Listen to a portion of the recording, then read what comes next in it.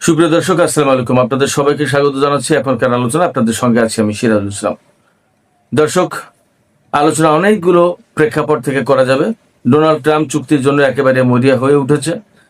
তিনি যা বলছেন তাতে মনে হচ্ছে আজকের ভেতরেই পাকিস্তানের মধ্যস্থতায় ইরান এবং আমেরিকা শান্তি আলোচনায় বসে যাবে এবং মনে হচ্ছে কাল রাত পোহালেই বিশ্ববাসী শুনবে শান্তির খবর। কিন্তু আসলে কি তাই? একই সাথে পাকিস্তানের জেনারেল আসিম মুনির ইরান সফরে রয়েছেন। অনেক কিছুই ঘটছে সেখানে। তার সফর কিন্তু দীর্ঘ হচ্ছে এবং এরই মধ্যে আইআরজিসির খাতামুল আম্বিয়া বিমান ঘাঁটি বা খাতামুল আম্বিয়া হেডকোয়ার্টারের কমান্ডার মেজর জেনারেল আলী আবদুল্লাহির সাথে তিনি বৈঠক করেছেন। এপাশে সৌদি আরব কিন্তু দারুণ এক গুরুত্বপূর্ণ কাজ করেছে। সৌদি আরব আমেরিকাকে বলেছে হরমুজ প্রণালীতে তোমরা যে ব্লকেট দিয়েছো সেই ব্লকেট তুলে নাও। কেন এই কথা বলছে সৌদি আরব? তাহলে কি তারা ইরানের সাথে বন্ধুত্বের একেবারে কাছাকাছি পর্যায়ে পৌঁছে গেছে, নাকি পুরনো যে বন্ধুত্বটুকু ছিল সেটা অনেক শক্ত হলো, আমেরিকাকে বাদ দিল? কি হচ্ছে আসলে? এই সমস্ত বিষয় নিয়েই এখনকার আলোচনা। এছাড়া প্রাসঙ্গিক অনেক বিষয় চলে আসবে আলোচনায়। খুবই গুরুত্বপূর্ণ একটি আলোচনা হবে আজকের ভিডিওতে। দর্শক, আপনারা সঙ্গেই থাকুন, আশা করি ভালো লাগবে।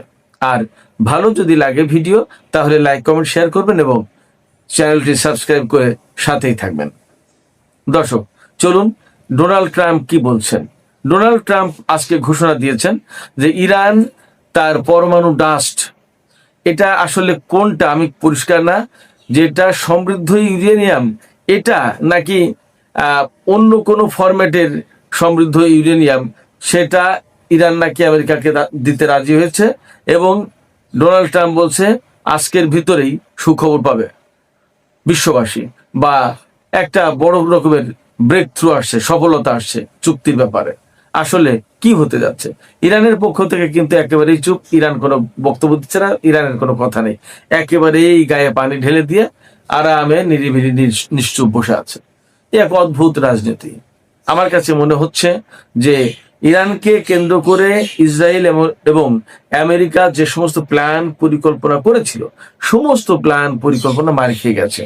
না ইরানের সরকার পরিবর্তন করতে পেরেছে, না জনগণের ভেতরে ফাটল ধরাতে পেরেছে, না পরমাণু কর্মসূচি বন্ধ করতে পেরেছে, না ক্ষেপণাস্ত্র কর্মসূচি ধ্বংস করতে পেরেছে, না ইউরেনিয়াম সমৃদ্ধকরণের যে ঘটনা এটা বন্ধ করতে পেরেছে।